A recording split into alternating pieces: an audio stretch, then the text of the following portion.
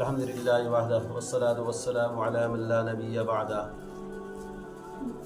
آج کی گفتگو کا عنوان ہے مہر میں افراط و تفریط۔ مہر اس رقم کو کہا جاتا ہے، اس مال کو کہا جاتا ہے جو نکاح کے وقت، شادی کے وقت یا رخصتی کے وقت شوہر اپنی بیوی کو دیتا ہے۔ یہ حق شرع ہے، اس کی بڑی اہمیت ہے۔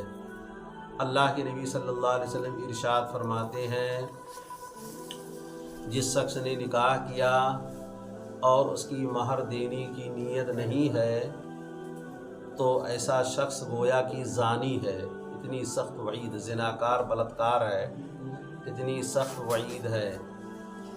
اگر کسی نے نکاح کرتے وقت مہر مقرر نہیں کیا تو اس کے بارے میں علماء فقہا فرماتے ہیں کہ ایسی عورت کو مہر مثل دیا جائے گا۔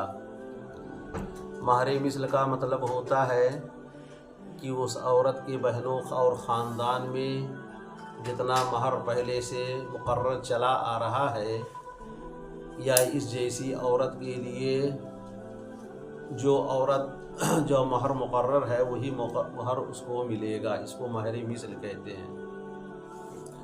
آج کے گفتگو میں 2-3 چیزیں آپ کی معلومات کے حوالے کروں گا۔ سب سے پہلے مہر کی سب سے قلیل مقدار متعین ہے یا نہیں، ایک مسئلہ۔ دوسرا مسئلہ مہر کی اکثری مقدار کیا ہے۔ تیسرا مسئلہ مہر فاطمی کیا ہے۔ چوتھا مسئلہ اعتدال کی راہ کیا ہے۔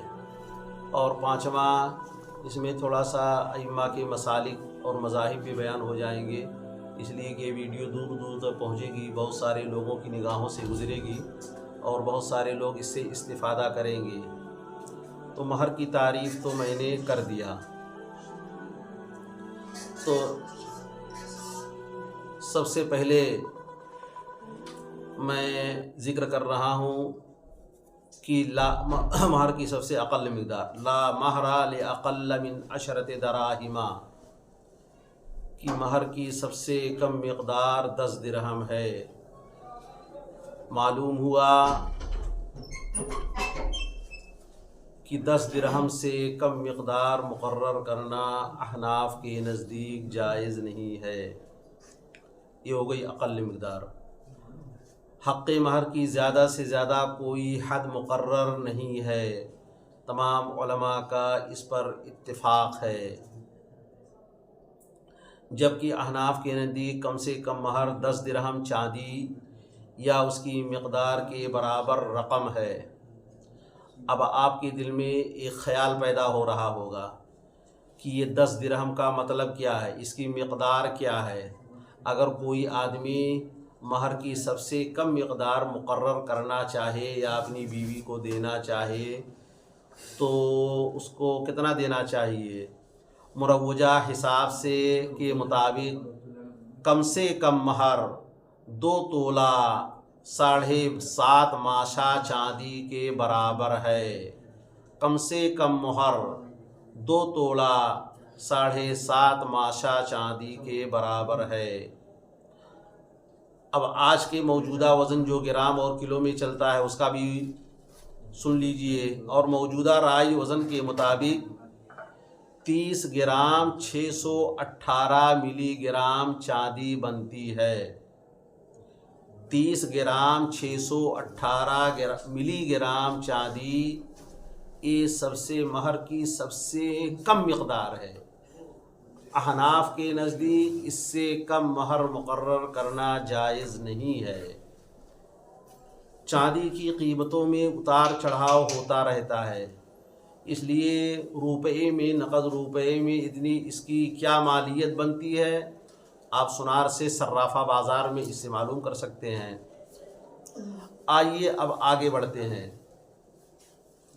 لیکن آگے بڑھنے سے پہلے میں ایک اصولی بات آپ کے سامنے ذکر کر دیتا ہوں کہ ہر آدمی کو، میاں بیوی کو، زوجین کو مہر اپنی حیثیت کے مطابق مقرر کرنا چاہیے کہ جس سے شوہر کو ادائیگی میں کوئی تکلیف نہ ہو اور بیوی کو کوئی عار اور ننگ اور شرم محسوس نہ ہو، تو حق مہر اتنا زیادہ نہ ہو کہ لڑکا ادا کرتے ہوئے دقت اور تنگی محسوس کرے، اس کو قرض کے بوجھ تلے دب جائے، اتنا کم نہ ہو کہ لڑکی سہیلیوں اور خاندان کو بتاتے ہوئے شرم محسوس کرے۔